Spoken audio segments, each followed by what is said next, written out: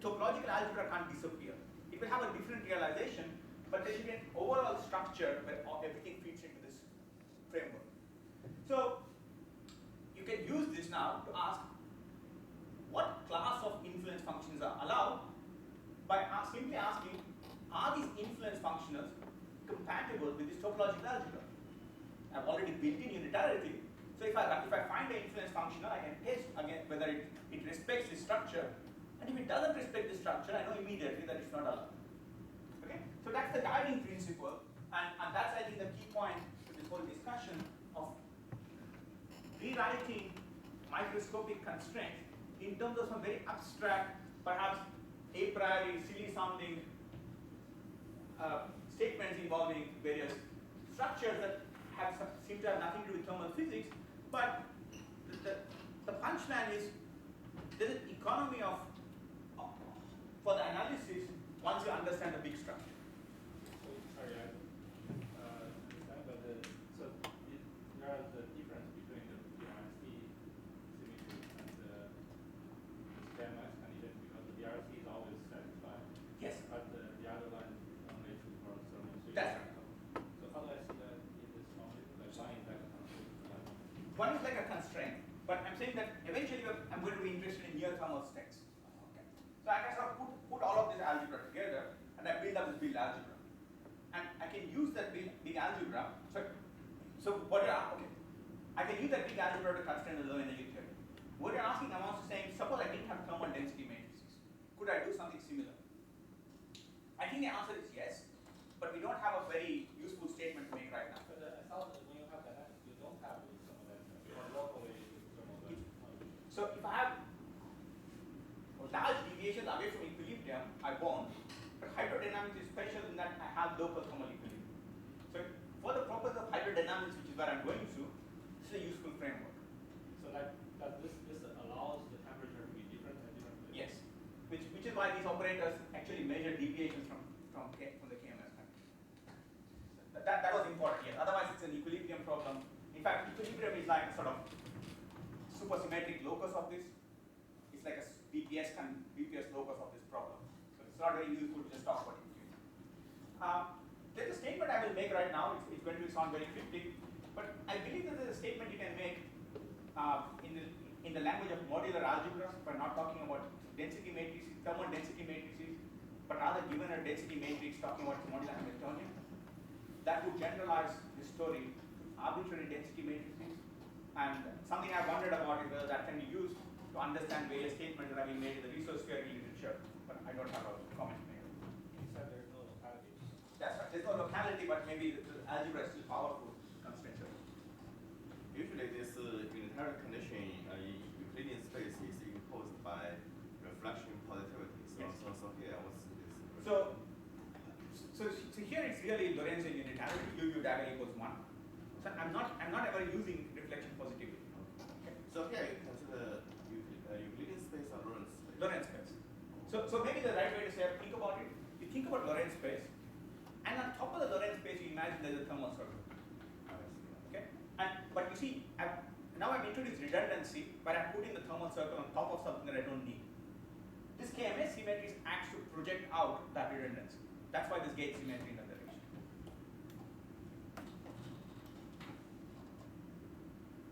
Okay, so just so that we are not doing something very abstract, something that's very well known, this whole structure. It goes back again 4 decades to Martin Sigia and Rose. Take a very simple problem of a dissipative system. 1D problem of a particle undergoing Brownian motion in some external field. This delta beta is just to say, in this case, it's just d by dt. It's just a external driving force, just friction, and then there's some noise. Okay, so stochastic motion of a particle in a dissipative medium under external potential. So usually you just study the dynamics of this equation, you try to get some statistics by solving this equation, but you can actually write down action for this, okay, despite the fact that it's a dissipative system. And this action which these folks wrote down involves what I call x, which is the classical variable, x tilde, which is this fluctuation counterpart, and then psi and psi bar, which are like my Gramian particles. Okay. So I won't derive this. I'll show you later how to derive this in the formalism of the symmetries I just proposed. But there's a very clean way of deriving this, starting from the equation of motion. And what's important to note is that this action has topological supersymmetry, because there's a transformation that takes these classical variables x, transforms them into psi and psi bar, and transforms psi and psi bar into x different. So if you put them together, you'll basically see this quartet structure, the diamond diagram I drew, and you can write down explicit formulae for this analog of the Qs that I showed you before. So this is explained in one of our papers. So at this point, nothing is really written down. It's just a direct formulation. This is like a low energy theory already, and therefore there's this picture, but that's because it's an effective motion of a particle immersed in some dissipating medium. I'll show you in a while how this is realized in our language. But let me, before I do that, let me try to convince you that there's a useful way of thinking about hydrodynamics that generalizes that picture. So the key thing about hydrodynamics, the reason why it's universal, is that it's a theory of conserved currents in near equilibrium dynamics. So you have some system, it's in equilibrium, you driven the system away from equilibrium, and very soon after you drive things away, depending on what the relaxation time scales in the system are, most of the non-conserved objects just revert back to there's some new equilibrium value. But there are conserved currents like energy momentum and charges and so on, which don't revert back to their equilibrium value just then. They take a long time and they sort of diffuse down to equilibrium slowly. So in some sense, in hydrodynamics, there are some low energy modes. Think of them as some kind of Goldstone modes. And these Goldstone modes characterize the hydrodynamic effective field theory. And there are many ways to motivate this, but in interest of time, let me just tell you that the right set of variables, which we eventually worked out in a paper a few years ago, are roughly, if you're sort of thinking about fluid dynamics and thinking of velocities and temperatures and so on and so forth, there's a much nicer way of encoding this, forget about the charges for a second, is just think of the forward velocity of the fluid normalized by the local temperature. This is the dynamical variable of hydrodynamics. Beta mu is going to be something alpha thermal vector, and this is the right variable for thinking about it. And what one of the things we did was we were interested in asking how do you write down effective field theories for hydrodynamics, and we showed that a Landau-Ginzburg theory for this Goldstone mode captures some but not all of hydrodynamics. What do you mean by 8 for the classification? It will take me a long time to explain what the eightfold classification is, but Is that related to this like 8 superdivision algebra? no. The way it works is to think of all the transport coefficients you can write down. Think of all possible forms of transport. We showed that there are exactly 8 classes of transport. There's nothing deep about it in terms of other occurrences of 8. So it's not topological. No. This was a very the classes are mostly like dissipation, dissipative classes like viscosities and so on, conductivities. There's a class involving basically equilibrium. There's a class involving anomalies, something that people have learned to appreciate in the last few years. There's a class involving what I think of as Berry type curvatures, things that people have discussed in the context of Hall viscosity. There are lots of, in fact, maybe the main thing which I should say about the previous that eightfold classification that we came up with is that whenever people talk about hydrodynamics, you tend to think dissipation. It turns out that if you try to ask all possible structural forms of hydrodynamic energy momentum tensors, dissipation is a very, very small subset, it's just one of those 8 classes. 7 of those classes actually are adiabatic, they don't produce entropy. So that 8 is related to symmetry you have? Like if I have more conserved current, then it includes the... No, so the 8 includes all possible conserved currents. So that I welcome you to read this paper. It's a bit intimidating. Super long. About black hole, there's 8 different types of black hole. No, there are 8 different modes that the black hole will resonate in, which are hydrodynamic. Okay. The way we think about fluids in this parameterization is as follows. So you have here's the physical fluid. Okay? So you have some space time, maybe.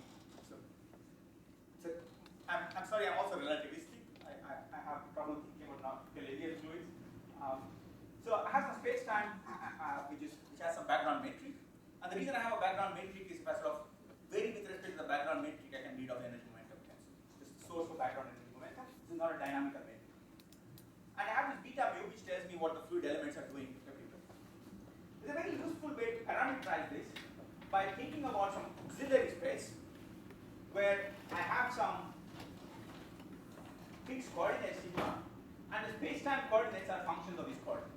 See, they're maps from some auxiliary space into my physical space-time, and I push forward some reference configuration here onto this space-time. So the thing is, because you can do this, you can imagine that in this reference space, you can align your thermal vector to be along the time direction. You just set it to be 1, 0, 0, 0 everywhere. So this is something that people like to do in certain contexts, but it's something I emphasize you can only do in the world volume configuration, this reference space, not in the physical space. And the physical degrees of freedom are not all of this beta, but rather the part of the beta that's in this xp. So this beta mu is beta A times partial A of x mu, and if you vary the x mu part of beta mu, then you get the dynamics of hydrodynamics. Then some of the real variables are these maps that map from some auxiliary space to the physical fluid, and for anybody who's lived in string theory for as long as I have, you can think of this as some kind of space filling defect. So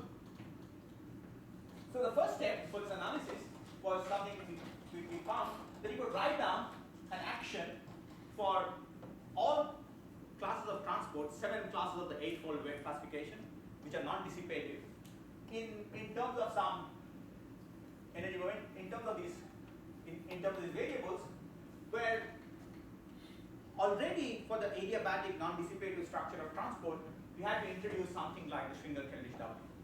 Okay, we had the physical metric, but we also had metric partners, and we had some extra gauge field which coupled the Noether current, and this Noether current in the non-dissipative sector was conserved, and you could identify the Noether current with entropy. Okay. So if you're doing non-dissipative hydrodynamics, you clearly expect that you have a conserved entropy current, something that we know very well in the ideal fluid. The statement is that there's a way to derive an entropy by a Noether procedure where the symmetry you gauge is thermal translations, not time translations, but thermal translations. Okay?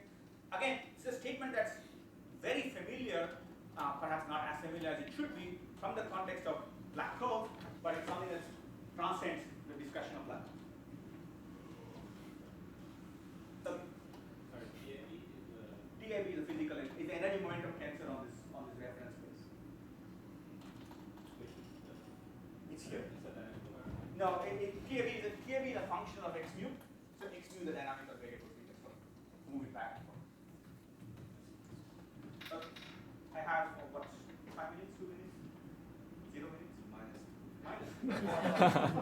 Okay. I can't. I have a flight to catch. That's it. 11:30. Yes. Imaginary time. Imaginary time. Okay. Yes. Yes.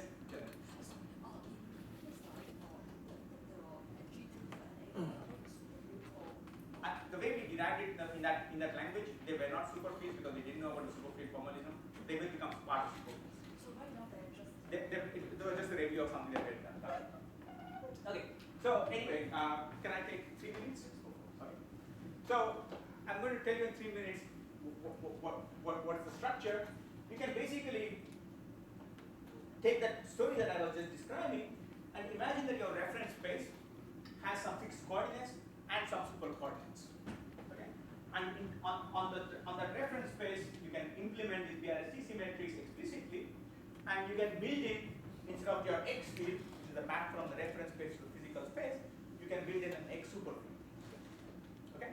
So that's the 2 pieces of data, and you can use the symmetry that the can implement the algebra of this KMS and the Schwinger-Keldysh charges in terms of something called an equivariant cohomology algebra. So you basically build, you can do a construction that mimics the construction of gauge field theories.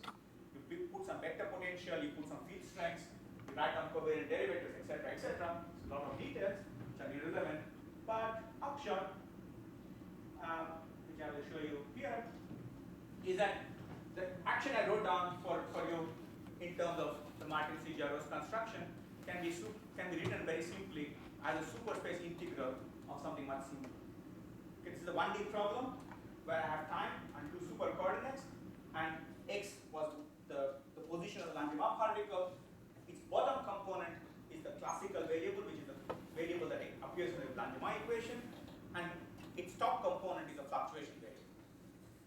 And there's something nice about this action, which I will come back to in a second, but let me just flash for you the corresponding action for hydrodynamics, which looks very similar but a bit more messy, and just point out to you that other people have written down similar structures. My friends Mukund and Rangamani wrote down something without the superspace, and these guys have a slightly different way of thinking about supersymmetries, but they wrote down also an action that has this. The key point I want to emphasize is that dissipation is not a problem here.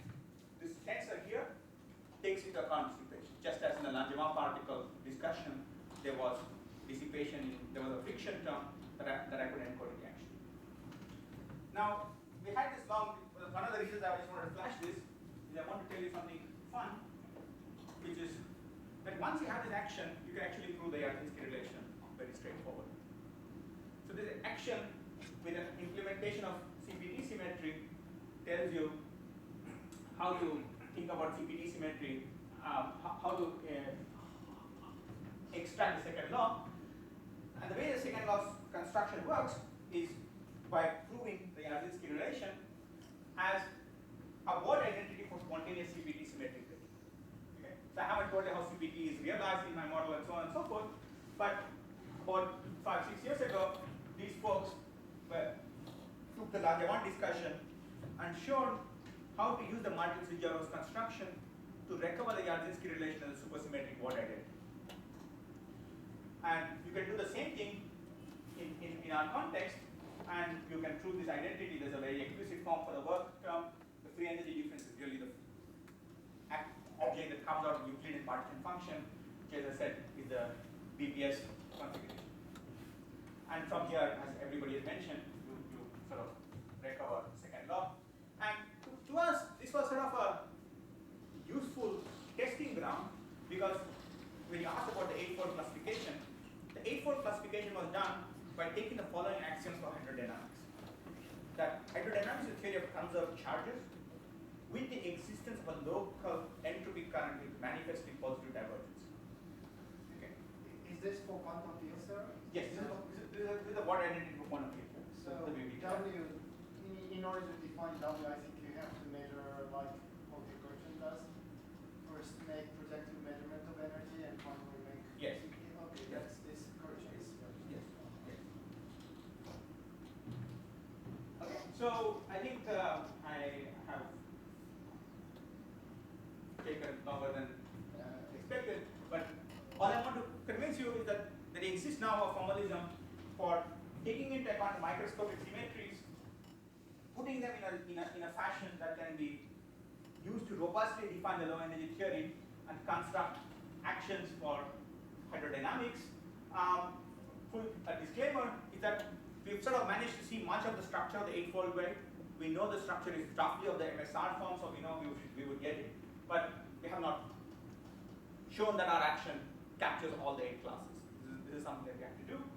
And there are various other statements related to gravity which I haven't explained, so I won't dwell on that for now. Thank you.